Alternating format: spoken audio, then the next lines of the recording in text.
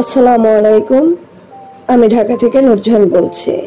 সবাইকে আরও একবার নুরজাহান লাইফস্টাইল চ্যানেলে স্বাগতম জানাচ্ছি।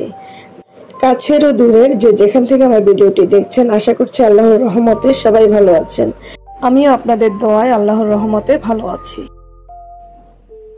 আজ খুব সকাল সকাল ব্লগটি শুরু করলাম। নামাজ পড়ে, কোরআন শরীফ পড়ে, তারপর একটু ঘরটা ঝাড় দিয়ে নিলাম, তারপর চলে যাব রান্নাঘরে।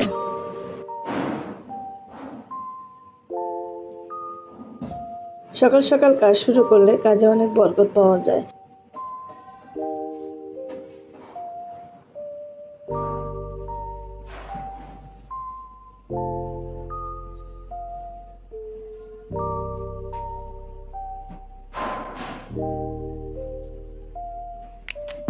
চলে আসলাম রান্নাঘরে সকালের নাস্তার আয়োজনে। যে যেখান থেকে আমার ভিডিওটি দেখছেন, ভালো লাগলে একটা লাইক ও কমেন্ট করবেন এবং সাবস্ক্রাইব করে পাশে থাকবেন।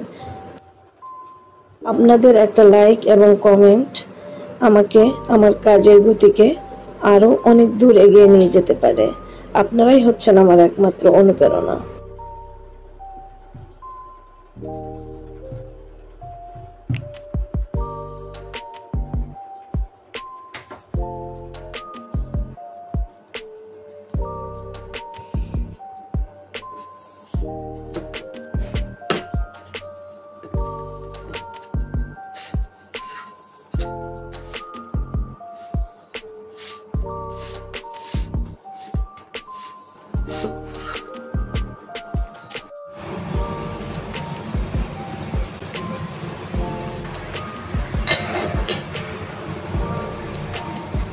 ক্যামেরায় সবাইকে নাস্তা খাইয়ে বিদায় দিয়ে এখন নিজে চলে আসলাম।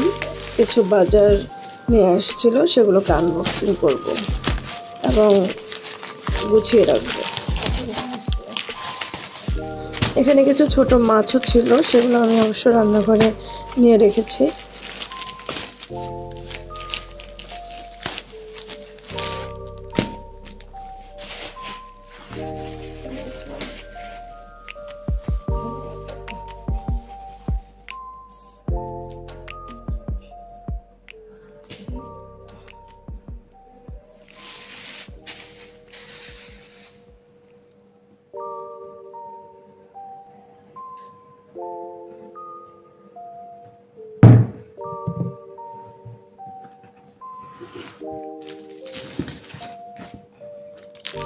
যখন লাগবে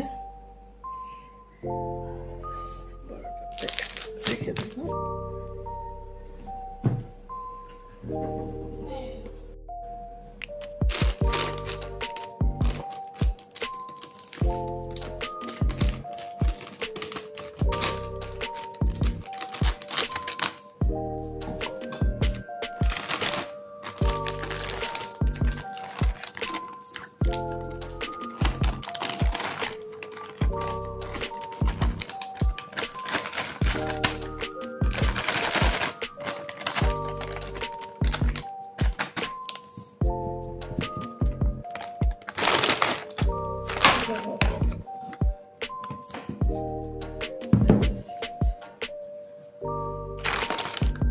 সবকিছু গুছিয়ে রেখে এবার চলে আসলাম ওয়াশিং মেশিনে কিছু কাপড় ধোবো।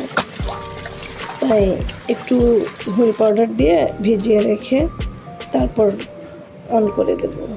কিছুক্ষণ ভিজিয়ে রেখে অন করলে কাপড়ের ময়লাগুলো খুব দ্রুত কেটে যায় এবং কাপড় খুব সুন্দর পরিষ্কার হয়।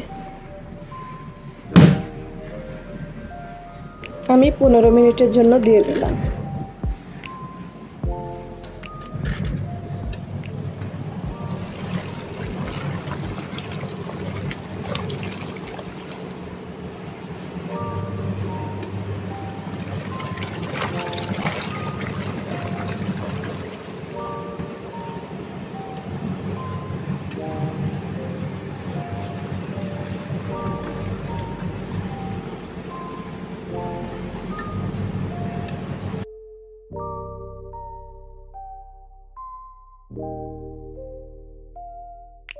আমার ধোয়া কমপ্লিট। এবার আমি পানিটাকে ড্রেন করে দেব। প্রথমটা দিয়ে আমি চালালাম এবং দ্বিতীয়টা দিয়ে আমি ড্রেন করব।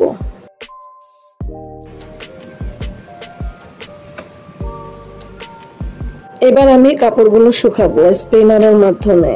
অনেকেই বলে স্পিনার চালালে এটা খুব শব্দ করে এবং জায়গায় থাকে না। এর কারণ হচ্ছে কাপড়গুলো সমতলভাবে দিতে হবে এবং পাশের যে কন্টেনারটা আছে সেখানে পানি পূর্ণ করে রাখতে হবে, তাহলে আর এটা সহজে লড়াচড়া করবে না। অনেকেই এটা জানে না, তাই সমস্যায় পড়ে। দেখুন আমি কিভাবে করছি, একটু লড়াচড়া করবে না, খুব সুন্দর স্পিন হয়ে যাবে এবং কাপড় খুব সুন্দর শুকাবে।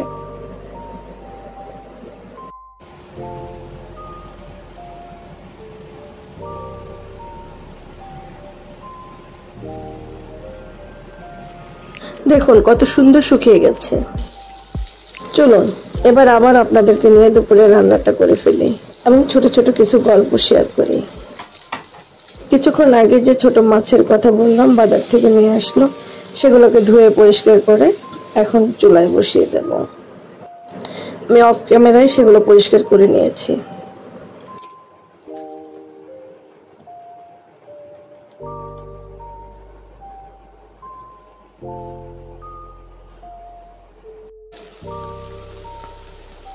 এই তো হয়ে গেল আমার ঝটপট বড় মাছ রান্না।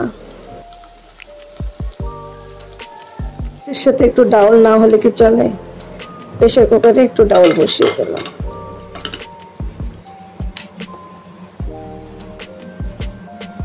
বৃষ্টি তার সাথে ভ্যাপসা গরম, তাই বানিয়ে ফেললাম ড্রাগন ফল দিয়ে একটা ঠান্ডা ঠান্ডা শরবত। গরমে দিয়ে এই ঠান্ডা ঠান্ডা শরবত খুবই ভালো লাগে, একবার ট্রাই করেই দেখেন।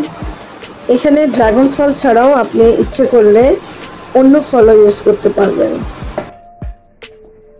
আজ এ পর্যন্ত, সবাই ভালো থাকবেন। আসসালামু আলাইকুম।